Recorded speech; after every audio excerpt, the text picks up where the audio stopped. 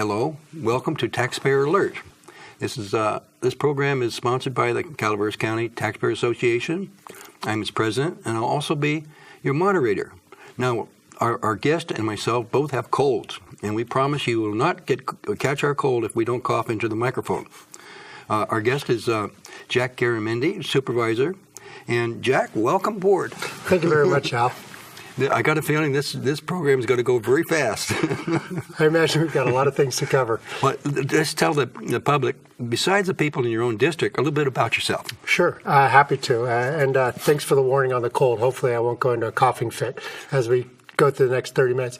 I'm a fifth-generation Calaveras resident. My family came out here during the gold rush and as Irish immigrants and worked in the mines. Eventually, as the mines played out, we began running cattle, and we still do to this day. We tend to raise as many kids as cows, so there's an awful lot of us on the north side of this county. I was fortunate. I went to UC Berkeley, got an undergraduate degree there, and then got a master's in business administration, and was a Fulbright scholar. I was able to work for almost 20 years with the University of California, where I worked on numerous campuses, and then was the founding vice chancellor down at UC Merced. About a decade ago, my wife and I decided that it was our kids were getting in school and it was time to move back home, so we moved back and decided to raise our children here. So I've had a very fortunate path. Well, that's really fascinating, especially being a Fulbright scholar. What's involved with being a Fulbright scholar? Well, I was fortunate. I was working for the University of California, and it was a professional Fulbright. So we went down. I worked in actually South America, studying in Uruguay the transition from a socialist economy to a capital-driven society, and how really philanthropy was working between that and the universities. It was a new concept for me. It was a lot of fun, and I was very fortunate to work for a great organization that allowed me to take a time down to continue to study as an adult. I should also mention I was fortunate along the path. I served as an Army Reserve officer and actually a Peace Corps volunteer as well. So I've had a good run back to Calaveras County. Wow, you bring a lot of knowledge with you. Miles. And also, I like the idea of transitioning away from socialism. I think we need a little bit of that in the U.S. today. What are your thoughts? We have the Butte fire recovery going on. What's happening with that now? Sure. Well, as you know, 70% of almost the entire fire from Butte fire was burnt in my district, in District 2. It was a devastating fire, and I won't go through all of the events around the fire, but our community is still continuing to recover, and it will be recovering from years. Many people are trying to rebuild their homes. Many people have decided not to. We have hazard trees that are littering the landscape and are dangerous. We've got our roads that have been crushed and need to be rebuilt. So really trying to find a way to allow people to rebuild in the community and make sure that when we rebuild stronger than we were before. There's no doubt about it that the Butte fire is going to be with us for a very long time, and it's a real issue. Among many issues in our district, tree mortality is a massive issue as well. As our forests are dying, many people are struggling to find out what they're going to be able to do with these trees. There doesn't seem to be a strong market for them. They're very expensive to cut and remove, and they're dangerous. And so, District 2's got its hands full. And we have to, as we rebuild from the fire, we also have to think about in our district how we prepare for the next fire. The fire that we expected didn't happen. This fire turned south. There's still a lot of very vulnerable areas in our community, and we need to find a way to get in front of them. We know that projects like fire breaks work. The town of McCallum Hill, where my office was saved by a fire break that was put in. An engineered fire break cleared it, and as the 40-foot wall of flame headed up out of the canyon, it dropped down enough at the fire break that the fire crews are able to get a grip on it. So we need to continue to manage our forests, not just for economics, but we need to manage our forests for fire prevention as well. So these are really big issues in our district, and some of the things that we're working on, in addition to the obvious question of cannabis in our community, which I'm sure we'll get to now. Well, I was thinking, wouldn't metal roofs be and a good idea to have if you're going to be in a fire danger area. It seemed like composition shingle or wood shake or wood shingles would be terrible in a fire. Absolutely. I live in a house that has concrete siding and a metal roof. Okay, you're safe.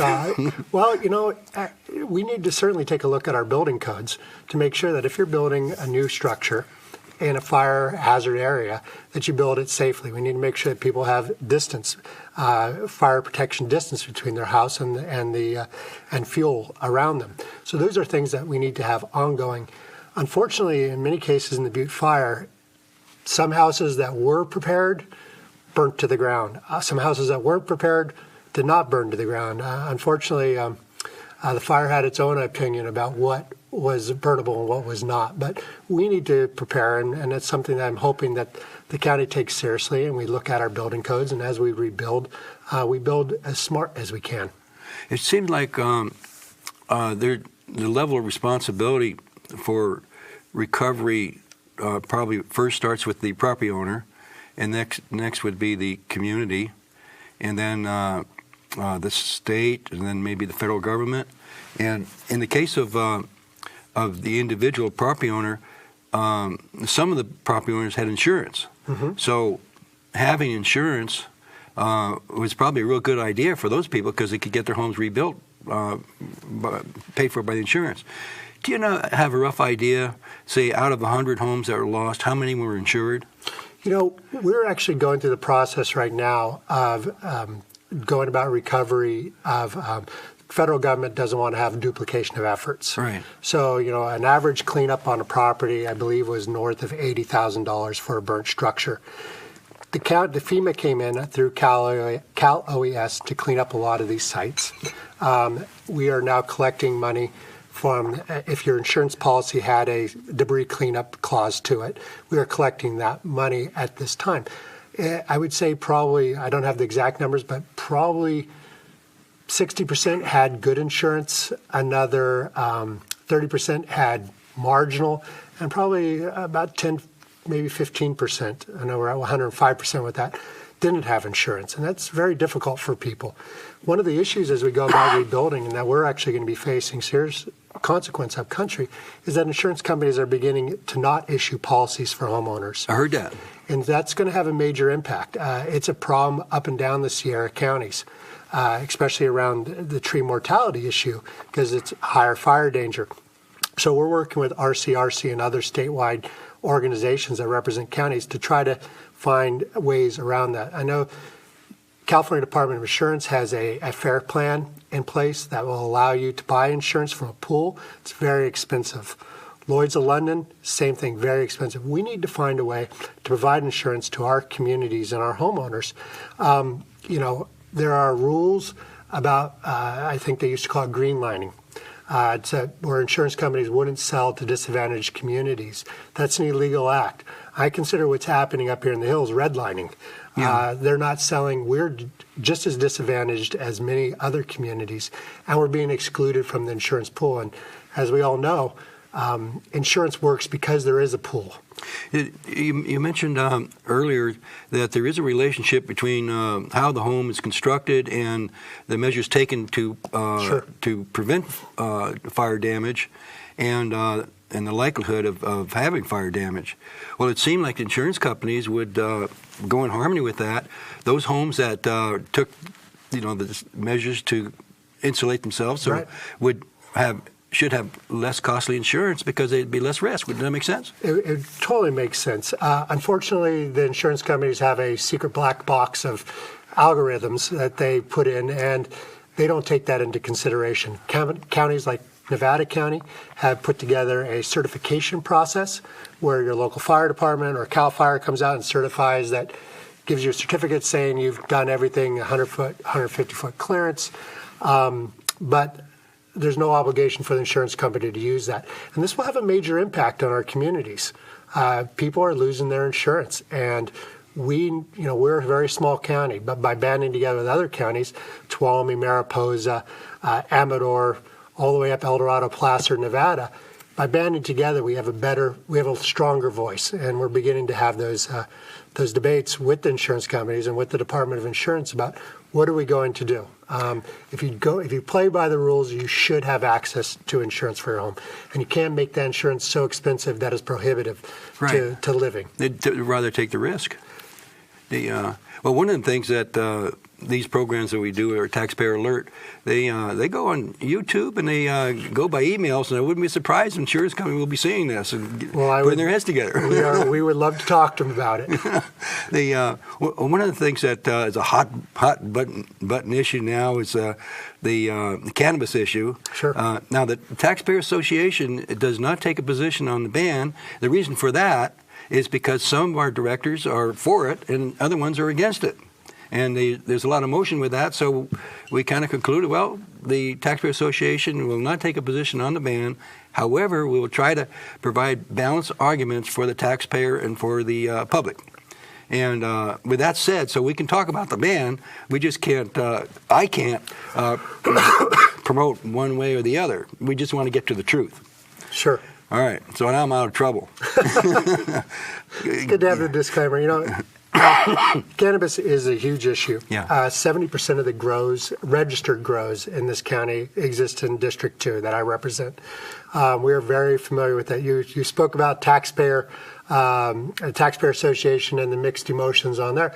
That's happening at dinner tables all over this county. Right. I will tell you on Sunday night on the Garamendi Ranch, it is a topic we do not discuss around the dinner table because we have mixed opinions as well. It's a very emotional issue. It's had an impact on a lot of us. We have I have multiple grows around our ranch, not on our ranch, but around our ranch. So we've seen the impacts. We've got good guys and we've got bad guys. There's no two ways about it. But the debate really right now, as we look at this election in May, in my opinion, is really a referendum. Do people want to have regulated cannabis in their county, or do they want to have unregulated cannabis in their county? I use the term unregulated cannabis rather than a ban because I do not believe that a ban will work. It's black market. You go to black market. The fact of the matter is the bad guys will not leave our county voluntarily. If 700 people applied and paid their application fees and went through the process, maybe as we look at the data coming back from Planning Department, there may be 500 that passed through every hoop that we put in front of them and have committed to become responsible growers and citizens. Right. But there's probably twice that many, probably 1,000, that either failed through the process or decided to hide in the herd, right. Surrounded by the growers who are playing by it. So really, we need to take a look at how will we get rid of those 1,000 guys who don't want to play by the rules, who are causing a great deal of trouble in my district for neighbors, for our communities, who don't want to invest and be part of it. We need to figure out how to deal with those. Now, I sincerely believe that just saying no is not going, they will not leave if we just say, if you guys are breaking the rules, please leave town. Right. There's too much money involved, there's too much investment, and they know they could do the math. They could say, what are you going to do about it? So whereas if I had 500 growers that were paying the taxes, that were playing by the rules, I would have the resources to provide code enforcement and sheriff to run the bad players out of town. So I say regulated allows us to actually control things, and a ban is unregulated because there'll be no control. And frankly, that really worries me, and that worries my community. People are scared. People are scared that without resources for protection and enforcement, a ban will mean nothing. Right. And a ban without enforcement is worthless, and enforcement without prosecution is worth less. So we want to make sure that we support the DA for taking people who are breaking the law, either through environmental destruction or by not following land use policies. We need the tools for enforcement, and we're beyond the point of philosophically jousting about this. It's the time to show me the money. If there's an alternate plan to fund enforcement, it's time to put that forward so the voters can make an informed decision. I understand the agricultural commissioner talked in front of the board on his experience, and he said that he didn't see any problems with environmental concerns. It wasn't because he was only dealing with the people that went through the approval process. Exactly. And we have to break it into the two groups. I mean, if you're going to getting a Water Conservation Board permit, you're paying the penalty, you're paying the fees, right. You're having inspections. Yeah, you're going to be playing by the rules because you want to invest in this community and stay here. But the other guys do not. Yeah. They want to hide in the herd, so to speak. Well, a lot of them are greenie type people anyway. I don't know what a greenie type person is, but they seem to be more concerned with the environment than most people. Well, I think a lot of people are business people, and you'll be surprised, as I am often, that when you talk to a grower community, you'll find independents, you'll find libertarians, you'll find Republicans, you'll find Democrats, you will find some Greens. It's a mixed bag politically. It seems like this is a land use problem because growing marijuana is a use of land. And so it seems like within that parameter, there's two types. One is outdoor growing and the other one's indoor growing. The indoor growing solves a lot of problems like odors and things like that. And outdoor growing, maybe some areas will be okay with that.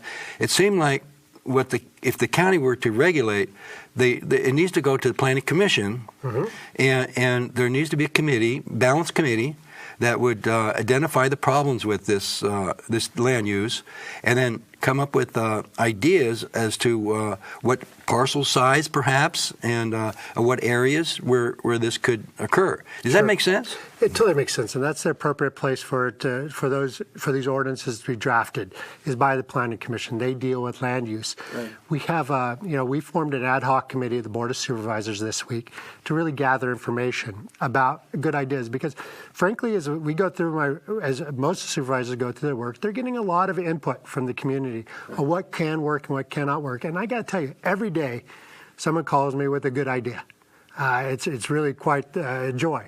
So, You've been writing them down? We've been writing them down. So, issues around light pollution, is an issue. So, that's something that can be fixed. Issues like parcel size. There's no purpose for a cannabis grower to be on a 2-acre site in the middle of a residential community. Right. It's not zoned for that. It's not a proper application. We need to figure out what the right size is. Setbacks, water use. There's a lot of ways that we can manage, that we could put together a regulation that deals with a lot of the very valid concerns that citizens have. And they're not making this stuff up. There are definitely bad guys, and there are definitely people who are gaming the system. But I think that, working as a community, we can really come up with some good ideas. And I don't think all knowledge sits in the minds of just the supervisors. I think people have some really good ideas, and we need to gather and try to implement those things. That's very good points. It seemed like the purpose of government is really to protect rights of life, liberty, and property. Sure. And that approach seems to go more in harmony with that purpose than the regulatory approach, saying that it's evil, it's an evil substance, evil people, and we don't need to tolerate that. Well, Al, cannabis is a plant. Plants are neither evil nor good. It's a weed. People are good or bad, or evil or bad. And that's so a good point. Yeah, good it's point. Really, let's not blame the plant. Let's blame the people. Right. And if we have a regulated system in place, we can deal with bad people, and we can let good people exist and have small farms in our community. It might be a bit of a Jeffersonian philosophy, but I'm for small business and small farms in the community. People who want to come here and be part of the community and raise their family. Speaking of good ideas, someone brought to me the other day, actually a Chinese scientist, and he said, he was talking about the degradation of the environment in China and why are they killing their dirt. And I think we all realize that dirt is a national security issue. We need to be able to feed our people, and China has the same problem. So I said, why is that happening? He said, because we are leased our land 1 year at a time from the government primarily. In China? In China. As such, our incentive is to take every single thing we can out of that land. Right. We destroy the land, we over-fertilize, we pollute, because we need to make as much as we can out of that year, because we don't know if we're coming back next year. Now, I'm a fifth-generation cattle rancher. Right. Everything that I do on our land, I think in terms of my children and my grandchildren primarily. So how am I going to steward my property for the future? And I believe that if we had a system in place, for example, we limited the amount of cannabis growers using business licenses, then they are building an asset. They have an incentive to build a home, to build permanent fencing, to make the capital investments that are needed so that they could actually have an asset, either to pass on to their children or perhaps even to sell in the future. But it makes them have the opportunity to invest and steward their land rather than think, geez, I don't know if I'm going to be here in September because the county might run me out in August. Therefore, why should I play by the rules? What is my incentive to steward the environment and the community?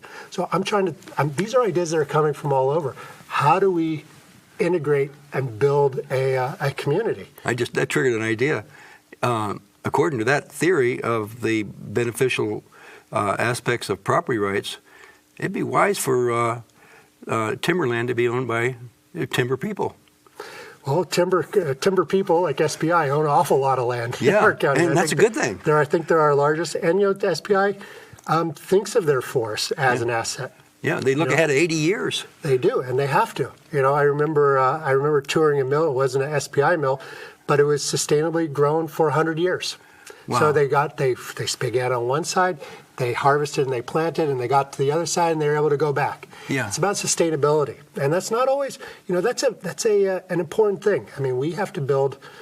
In this county, people like myself always stand on the shoulders of those who've come before us, and they told us how to steward the land, how to care for your community, why it's important to be a part of your community. Right.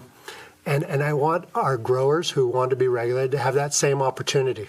Yeah, I understand that. I'm in the real estate business in my normal world, and I've been able to help cannabis purchases by property, about seven parcels.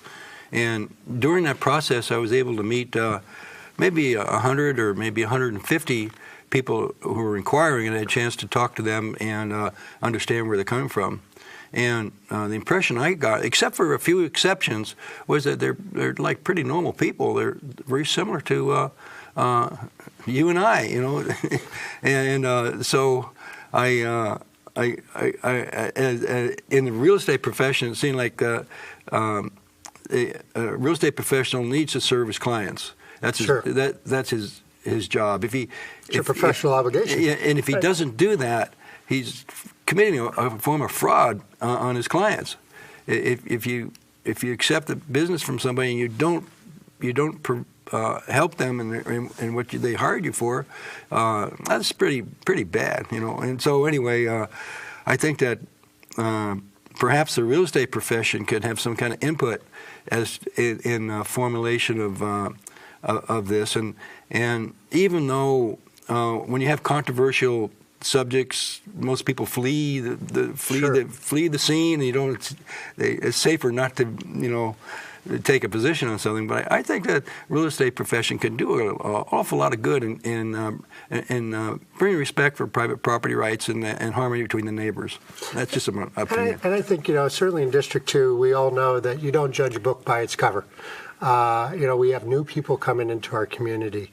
They might look or act different than the people who were here before them, but we've learned to accept different people in our community. I mean, I look at photos of my family in the 1870s on our family ranch, and let me tell you, they looked a little rough. We have stories of the whole family taking the gold to Mokelumne Hill. It's only 5 miles away, and they took every gun and every able body they could to guard that load because they were Irish Catholics, so they were easy targets. Oh. And so we all come from someplace, right? And we all have our own history and stories and reasons that we're there, and we need to respect those things, and learn from each other. Yeah, that's so true. The county budget, that's a big item. We've got 5 minutes, so we can dig in that a little bit. What do you see bottom line with the budget? Do we have enough money? No. Okay, that's the answer to that an question. easy answer. We don't have enough money. All right, now that takes care of the budget. What do you see are some of the solutions with our budget? I think we've got some real challenges and some real choices that we're going to have to make here very quickly. It's common knowledge and well understood that we have been running our budget on carry forwards, vacant positions. We've been deficit spending, basically. We don't have enough money. We didn't have enough money in our contingencies, even to cover the contingencies that were put forward to us at mid-year. Our reserves are low. Without new sources of revenue, we are going to be having to make cuts. When we think about things like cannabis revenue or other sources of revenue, without those, next year's budget is going to be extremely bleak. We're either going to be negotiating with people about salaries or positions because we don't have enough money. What about function? Function. In other words, what they're doing. Some things that, if you prioritize government operations, some are very critical for government to operate, like sheriff. Absolutely. There's no doubt about that. That's exactly where we'd have to start cutting. What can we bring? What else can we cut? Now, remember, we have never recovered from 2008. We're not even close to recovering to 2006, 2007 levels. So really, we're talking about cuts that will far exceed the level of service that existed prior to 2008, post-2008. Keep in mind also that we've got major issues coming down from the state and federal government. The state government wants to send back in-home health services to our counties. That's an entitlement. We have to do that, and they're taking away the money. We have issues, certainly the president's budget came out today and it was cutting Department of Education. Okay, on the macro level, that looks fine, but what does it actually mean to our libraries? The Department of Education sends down grant money that comes to things like education technology in our libraries. So it filters down. Now, does that mean we're going to cut technology services in our libraries? Programs to have people complete their GED online, access to computers. So we are, these are all things that the community values, and the money is getting less. And so function and priorities will be the order of the day in June. And it's not going to be a lot of fun. Yeah, it's going to be. Of course, that's why we hire you guys. We can't figure that out. And believe it or not, we work for these jobs. We ask and campaign for them. Looking ahead, there seems to be probably some positive thoughts about more private participation in libraries, for as an example, and there may be some other things that could be done where the community is operating more on a voluntary basis, and not so much as from the taxpayer. Sure. Go ahead. We're out of time? Yeah, we're out of time. And thank you so Very much. Al. Thank you so much. Love to talk about libraries more with you anytime. Thank you for watching Taxpayer Alert. See you next time.